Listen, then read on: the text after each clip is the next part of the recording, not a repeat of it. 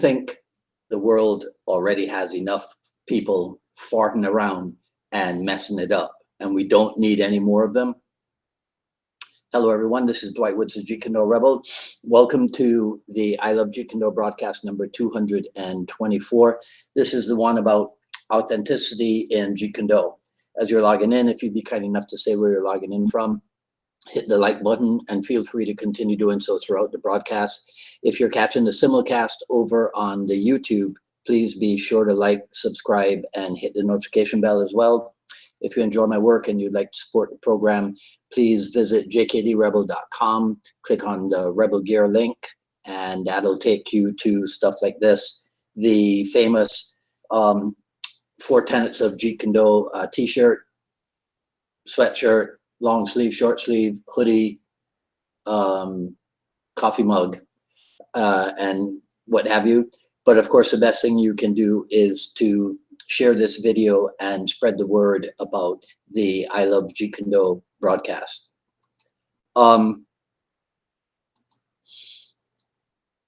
You know what it's like to that sometimes, no matter where you are, you discover that things are still pretty much the same, right? So I'll tell you a quick political story. When I was growing up in Barbados, the last thing in which I was interested was the politics of the country. And when I moved to Miami, I brought that level of disinterest with me. Now, if you've not lived in the second or third world, and I know these are supposed to be culturally insensitive terms, to hell with that, right? If you've not lived in the second or the third world, then you might not be able to appreciate the differences when you move to the first world, and discover, like I said, that things are pretty much the same, but in some instances, they are much more amplified. Here's a quote that brought this to, it kind of expresses my thought on this.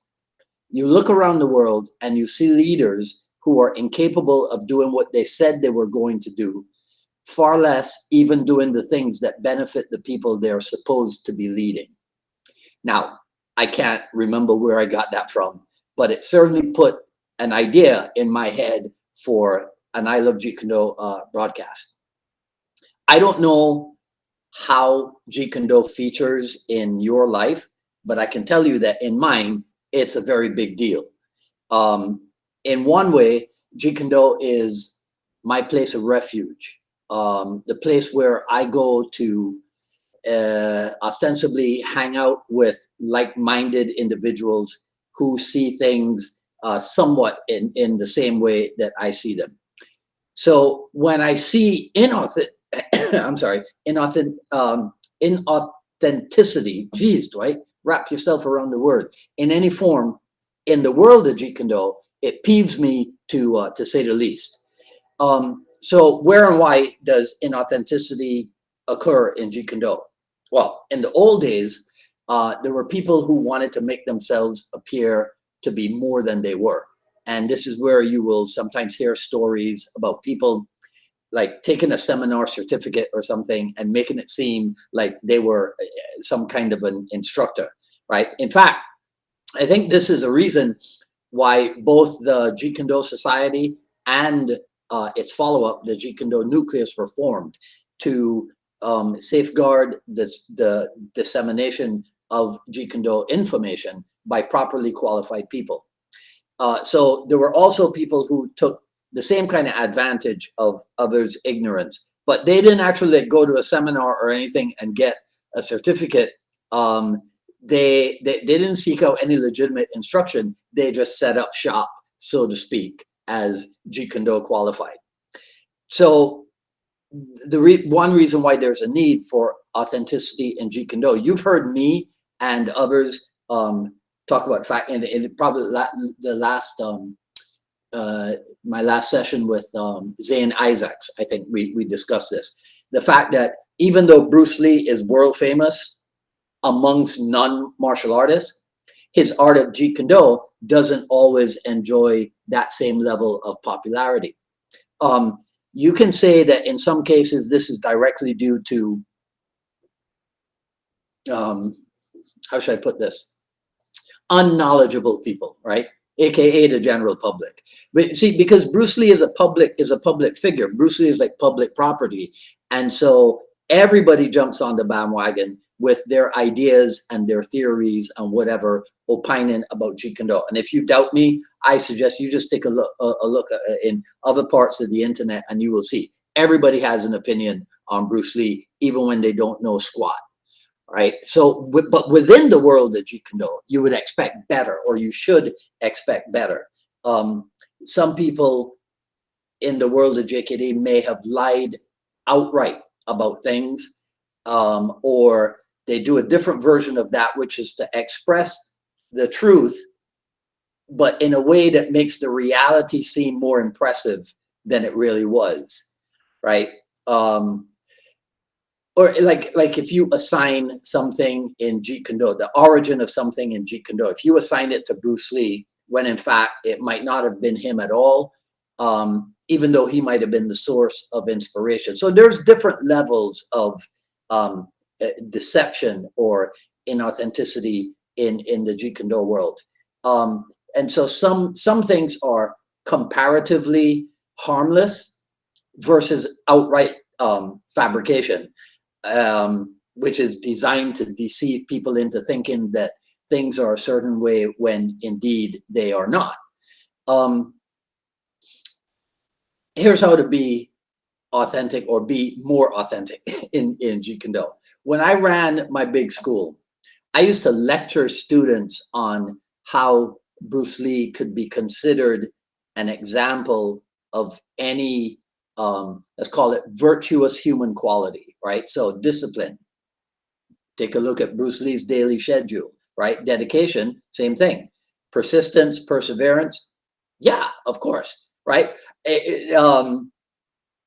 Today, I guess we could say the only quality that Bruce Lee might not have been an example of was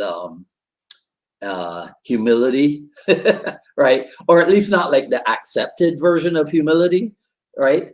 So my suggestion that, in terms of being authentic or more authentic in Jeet Kune Do is never present yourself in any way as the ultimate authority on everything, right? Like I was telling you before, you go on the internet and you'll find innumerable examples of people who believe that Bruce Lee was a god amongst mortals, right?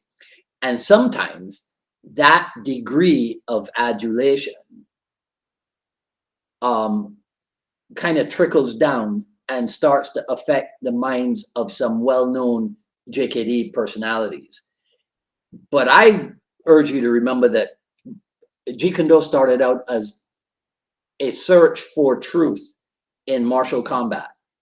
So that's a good place to start on an individual basis. Ask yourself and answer honestly which aspects of Jeet Kune Do you need to improve and which aspects of Jeet Kune Do you might be lacking, right? It might be something about your physical skills, your physical ability, or it might be something about historical aspects of Jeet Kune Do, or something about its philosophical underpinnings or what have you. The point is, you take personal inventory and then you honestly determine where it is that you might need help, where it is that you might need to delve a little bit more deeply or what have you, and then come out on the other end, right? So that's pretty much it. What say you? Do you think that the level of inauthenticity in Jeet Kune Do has a detrimental effect on the art and the world of JKD? You guys pretty much know where I'm coming from. Let me know in the comments below. I just realized I didn't say anything about being 3 hours early. We were supposed to do a Kali workshop for the Filipino Student Association at the University of Miami. We're supposed to do that this evening, but actually it's been postponed until next Wednesday. So next Wednesday, I might be on here with you again at 3 p.m., but that's not a fixed change to the schedule, right? So yeah, that's all I got to say about this video. If you like what you heard, please comment, rate, subscribe, hit the notification bell. Follow me on Twitter at Dwight Woods and on Instagram at Dwight D. Woods. If you'd like to read about one person's authentic Jeet Kune Do adventure, then I encourage you to check out the Jeet Kune Do Journey Volume 1, available raw but edited version, available at paypal.me/unifiedma Miami. paypal.me/unifiedma Miami, right? One person's authentic Jeet Kune Do adventure. Yeah, that's it. Oh, no, that's not it. Coming up on Friday, April 22nd.